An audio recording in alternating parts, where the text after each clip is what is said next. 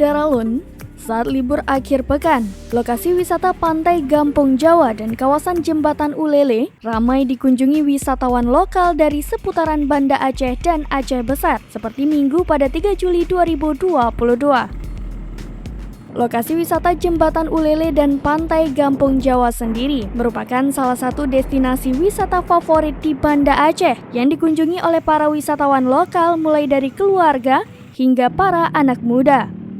Jembatan Ulele dan Pantai Gampong Jawa sendiri merupakan spot terbaik untuk melihat keindahan matahari terbenam di ufuk barat.